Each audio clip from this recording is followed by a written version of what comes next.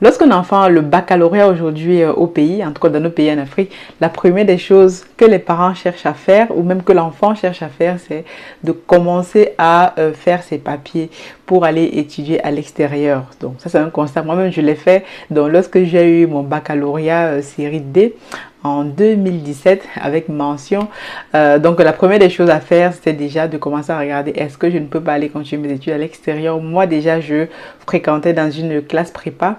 Pour ceux qui connaissent un peu les classes préparatoires aux écoles d'ingénieurs Prépavoct à Yaoundé au Cameroun. Donc ce sont les classes préparatoires intégrées aux écoles d'ingénieurs en France, au Sénégal et pour une à Douala aussi. Mais clairement pour moi, lorsque j'ai eu mon baccalauréat, lorsqu'il a fallu en fait réfléchir pour aller à l'université, la seule chose que je ne voulais pas faire, c'est d'aller à Ngouaikele, pour ceux qui connaissent, d'aller à l'université publique au Cameroun, parce que je connaissais en fait les réalités du pays, je connaissais les réalités de l'université où quand tu vas à l'université, pour ceux qui ont fait l'université au pays où vous êtes déjà à 400, 500 dans un amphi, et où lorsque le professeur parle et tout, il ne parle que à ceux qui sont devant, et lorsque vous avez la chance même d'avoir des cours, voilà, c'est les cours que vous ne pouvez même pas recopier, vous devez chercher les TD, vous devez à chaque fois vous batailler pour trouver, voilà, même pour avoir des notes, parfois il faut acheter les fascicules des profs et tout ça. J'avais tellement un mauvais retour. D'ailleurs, j'avais aussi mes cousins qui fréquentaient à l'université, pour certains à Soa, pour certains à Yaoundé, à Ngouaikele plutôt, et d'autres à Douala. Et moi, en fait, j'étais là, j'avais tellement peur. J'ai dit, oui, dans cette université-là, si je vais là-bas, voilà, je ne vais pouvoir rien faire du tout. Et donc, ça, ce sont les réalités de nos pays, ces réalités factuelles. Et donc, l'une des choses qui s'est offerte à moi, c'est donc de faire de 2 ans de classe préparatoire, un concours d'entrée dans ces classes préparatoires là pendant 2 ans où il fallait travailler dur, avoir 12 de moyenne. Et ces classes préparatoires étaient intégrées aux écoles d'ingénieurs ici en France. Donc, malheureusement, je vous passe sur l'état, je n'ai pas pu intégrer ces écoles d'ingénieurs ici en France parce que clairement, au moment venu, on n'avait plus assez de moyens pour financer cela, quand vous savez en fait le coût des écoles d'ingénieurs ici en France. Donc clairement, moi j'ai intégré une université parce que ma soeur déménageait dans le sud de la France et donc je me suis inscrite, elle m'a inscrit donc à l'université le plus proche. Et donc en fait c'est clairement la réalité de beaucoup d'enfants, de beaucoup de personnes en fait au pays. Même vous, toi qui me regardes, je pense que on a presque tous la même histoire. On est venu en Europe, en Occident, pour d'autres aux États-Unis, continuer leurs études parce qu'on n'a pas eu la possibilité de pouvoir continuer ou les études supérieures pour ceux qui ont la chance de partir avant le bac. Et aujourd'hui c'est encore pire parce que lorsque je rentre au pays, parfois je vais regarder, je suis même rentrée la dernière fois dans mon ancien dans des anciennes classes prépa et j'ai vu le prix que ça coûte. Le prix, en fait je me dis waouh, à l'époque le prix qu'on payait déjà, je trouvais ça tellement cher, et aujourd'hui avec le coût de la vie, etc., et c'est encore devenu même, voilà, ça a augmenté de près de 30%, 50%. Et je me demande comment font les parents au pays, font les enfants au pays pour continuer à pouvoir poursuivre leurs études, quoi. Et donc les parents se sacrifient énormément, les enfants aussi, et tout ça parce que on veut donner la meilleure éducation à nos enfants. Et clairement, ça nous amène à des phénomènes tels que on a de plus en plus de fuites de cerveau. Là, je fais un constat, je ne dis pas que c'est bien ou c'est mal, de plus en plus de fuites de cerveau dans nos pays. On le voit clairement dans la Méditerranée où des jeunes encore, voilà, la fleur de l'âge, vont prendre des embarcations pour venir en Europe. Donc, je ne suis pas ici pour juger, je fais un constat factuel et clair. Et donc, comment est-ce que nous, qui avons eu la chance, parce que j'appelle ça la chance, de pouvoir venir ici en Occident, faire des études, continuer nos études, apprendre, voir comment le monde est. Beaucoup d'enfants au pays aujourd'hui rêvent clairement de cela. La dernière fois encore, je me suis invitée à une discussion avec quelques amis et en live, et un qui soutenait en fait que si aujourd'hui on met le visa gratuit, si l'ambassade de France par exemple ouvre le visa gratuit, tout le pays va se vider. Tout le pays va se vider. C'est tout le monde qui va aller prendre le visa. Et clairement, moi, je soutiens que c'est vrai. Il y a une de nos collègues qui soutenait que non, voilà, il y a encore des gens qui vont rester. Mais en tout cas, ceux qui vont rester au pays, c'est peut-être les vieux. c'est peut-être les politiciens, c'est peut-être ceux qui ont un intérêt à rester au pays parce que ils ont déjà la belle vie. Mais clairement, moi, je pense foncièrement que si on fait ça, on va voir un déferlement de voilà, tout le monde qui voudra aller prendre ce visa-là pour aller en Occident, pour aller faire X, Y, parce que clairement aujourd'hui, c'est ça en fait qu'on nous a dit, l'Occident c'est le meilleur, c'est là où il y a plus d'opportunités. C'est comme ça, c'est parce que voilà, on a été éduqués comme ça, tout est fait aujourd'hui pour nous montrer que l'Occident c'est meilleur. Et donc je ne dis pas que c'est pas meilleur ou c'est pas bien, mais voilà, c'est une opportunité qu'on peut avoir. Mais clairement, s'il y a un seul espoir de permettre à beaucoup d'enfants, beaucoup de jeunes, beaucoup de moins jeunes, beaucoup même d'adultes de pouvoir continuer leurs études sur place. Moi, si j'avais clairement la possibilité, si le pays m'avait offert la possibilité de continuer mes études sur place, de faire ce que j'avais envie de faire, par exemple dans l'aéronautique, dans le spatial, clairement, je pense que personne d'entre nous qui est sorti à l'extérieur, voilà, n'aurait aimé sortir à l'extérieur. Donc, moi, je suis arrivée en France à presque 19 ans, voilà, toute jeune et tout. Heureusement que j'avais une famille ici, sinon, il y a beaucoup d'enfants qui arrivent comme ça en Occident, qui n'ont personne et qui doivent se battre, où la vie est dure, où tu quittes tes parents, tu quittes ton environnement, où tu as grandi pendant près de 20 ans pour te retrouver dans un environnement où tu ne connais personne. Et donc là, tu dois t'adapter. Et je trouve que vraiment, chapeau aux Africains, chapeau à nous, parce qu'on s'adapte clairement partout où on est. Même si aujourd'hui, j'aime souvent blaguer en disant que même si on va au pôle Nord aujourd'hui, on trouvera un Camerounais là-bas. Donc clairement, donc ça c'est le constat qui est fait. Et aujourd'hui, nous qui avons eu la chance donc de pouvoir être en Occident, de pouvoir travailler ici, de pouvoir voir comment les choses fonctionnent, on se rend compte qu'il y a des opportunités en Afrique, il y a des choses à faire sur place pour que nos jeunes aussi aient la possibilité de rêver en étant sur place. Donc voilà, comme je dis souvent, on peut rêver étant là où on est. On n'est pas oublié. En tout cas, le bonheur, ce n'est pas là où tu te trouves.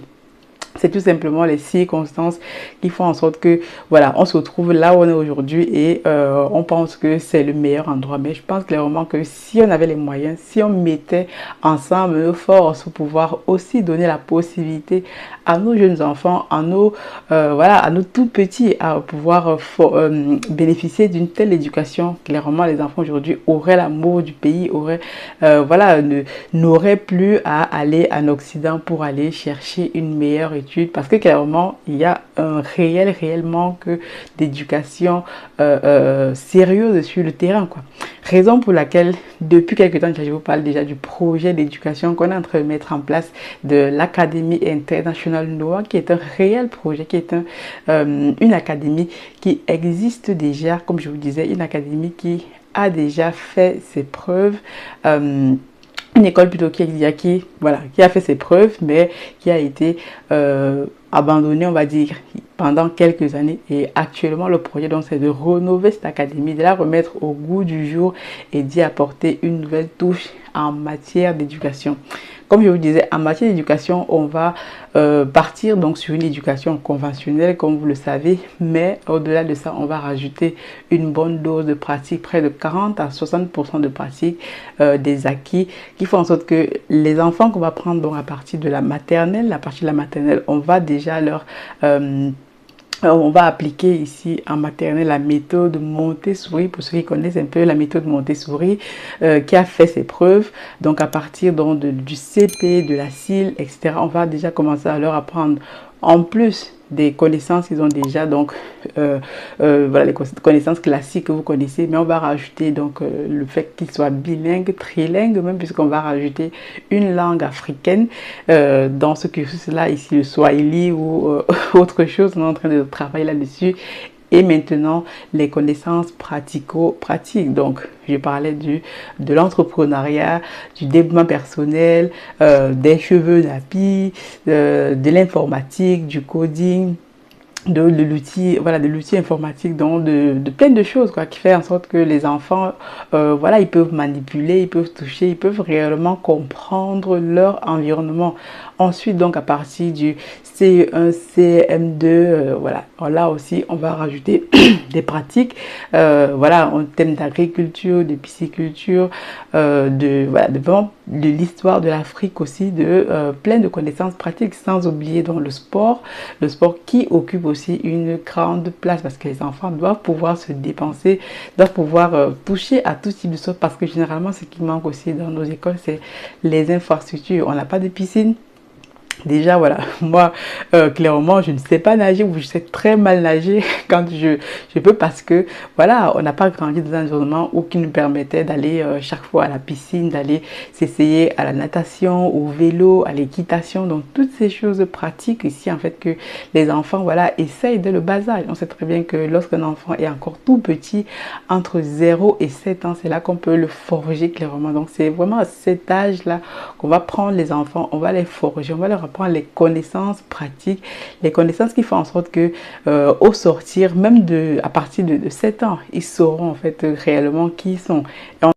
Donc, l'école en lui-même aura donc un cursus anglophone et un cursus francophone, en fait, parce que nous, on veut que les enfants aujourd'hui sortent en étant totalement bilingues. Aujourd'hui, bon, le français, c'est la langue déjà parlée au pays, le français et l'anglais, mais généralement, on sait très bien que lorsqu'on fait des études en français, on parle très très mal anglais et en anglais, on parle très très mal français. Aujourd'hui, bon, l'anglais, c'est la langue du business, on ne peut pas faire avec et donc, on va être totalement dans une école anglophone, dans une école bilingue aussi et en rajoutant aussi comme je vous ai dit donc le Swahili. Donc lorsque je prends donc les classes donc à partir de troisième en terminale, là les enfants vont apprendre le cursus classique, voilà, mathématiques, physique, histoire, etc. En rajoutant donc l'histoire de l'Afrique dedans, bien sûr la vraie histoire que parfois on ne connaît pas. Et donc maintenant donc dans la partie dans des cours pratiques, donc ce sera donc l'art oratoire parce que l'art oratoire, faut savoir que dans nos pays on pratique peu l'art oratoire. La seule fois où moi je me rappelle encore où peut-être je me suis mise devant pour parler devant les personnes, c'est lors d'un exposé. Donc c'est très peu, il y a très peu d'art oratoire. On prend très peu la parole en public et lorsqu'on sait que prendre la parole en public, c'est l'une des troisièmes phobies au monde en fait. Après, voilà, la peur de mourir, etc. Mais donc prendre la parole en public est réellement quelque chose qui vous forge aussi. Donc on va apprendre ça aux enfants, on va apprendre aux enfants la transformation aussi, de transformation voilà, dans l'industrie, transformer les produits par exemple de la ferme, puisque on va leur apprendre l'agriculture, la pisciculture, donc toutes ces choses, en fait, toutes ces connaissances pratico-pratiques seront très intéressantes. Donc, si toi aussi tu as une compétence ou que tu veux faire partie de ce projet-là, c'est totalement possible. Donc, je te dis que c'est un projet d'envergure au moins sur 10 ans, parce que là, voilà, lorsqu'on prend les enfants, on va pouvoir former une génération d'Africains et de leaders de demain. Comment est-ce que tu peux participer à ce projet-là? Tu verras en bas de description un formulaire pour t'inscrire, pour pouvoir y participer, pouvoir investir si tu souhaites, parce que l'argent, c'est le nerf de la guerre, bien sûr, mais on a besoin d'argent pour financer tout ça. Sinon, voilà, c'est fini. Sinon, on laisse d'autres personnes nous financer ce projet. Comme je vous disais, on a la possibilité de pouvoir le faire financer par d'autres personnes, par des Occidentaux, mais ce n'est pas l'option qu'on a envie de choisir. On veut que ce projet soit financé par la communauté, comme les projets que je porte aussi par la communauté, parce que, voilà, vous savez très bien que si quelqu'un finance votre projet, alors c'est lui qui dicte tout. Et encore plus, si on laisse ce projet-là à être financé par les Occidentaux, donc c'est l'éducation, c'est la façon dont vont penser nos enfants demain. Et voilà, on aura tous nos bouches pour venir se plaindre ici en disant que voilà, on forme les enfants, on apprend n'importe quoi parce que clairement nos écoles ne sont pas financées par nous-mêmes. Donc si tu souhaites financer, si tu souhaites participer à ce projet-là, tu peux investir. En fait, on a actuellement quelque part en vente, la part coûte 100 euros. 100 euros, c'est vraiment ridicule, ridicule. Donc voilà, 100 euros, tu mets tes 100 euros, comment ça se passe? Donc on a fait un calcul pour toi, tu as 12% en fait au niveau des inscriptions. L'inscription commence en septembre, donc 12% lors des inscriptions réparties bien sûr entre tous les actionnaires au prorata des actions que chacun a pris. Donc aujourd'hui on a déjà préparé des contrats d'investissement, des offres d'investissement, le projet est déjà bien documenté, on a même déjà le programme scolaire qui est déjà arrêté. Si tu mets tes 100 euros à la fin de l'année, l'inscription scolaire, tu t'en sors avec 130 euros. Si tu prends 20 actions par exemple, tu fais 2000 euros. À la fin de l'inscription, tu t'en sors avec 2600 euros. C'est quand même pas mal, c'est quand même un investissement assez intéressant. Donc, au 30 septembre, lorsque les inscriptions sont finies, on calcule tout. tu t'en sors avec tes 2 600 € si tu as pris 20 actions. Donc franchement, n'hésite surtout pas parce que c'est un projet qui te parle. Je sais que les Africains ont à cœur aujourd'hui voilà, de participer à l'éducation de leurs frères et sœurs, surtout en fait au développement de notre continent parce que ça passe aussi par l'éducation. Si c'est un projet qui te parle, laisse-moi un commentaire, remplis ce formulaire, je t'attends vraiment dans voilà, dans ce projet-là. Si tu as des compétences dans l'informatique, dans la transformation, dans l'agriculture, dans voilà, quelque chose que je pense que ça peut être intéressant de former nos jeunes, nos enfants à ça, laisse-moi aussi un message. On cherche actuellement des compétences pour tout ça. Et je te dis donc à très bientôt. N'hésite pas de partager cette vidéo aussi parce que voilà, elle peut vraiment faire sens à quelqu'un. Voilà une solution concrète, pratique et pragmatique que l'on peut mettre en place et dont tu peux participer. Au lieu de juste te dire parfois ça ne marche pas, oh les Africains, voici un projet que tu peux participer et avoir la possibilité toi aussi de contribuer à construire une Afrique forte demain. Je dis donc God bless, à très bientôt.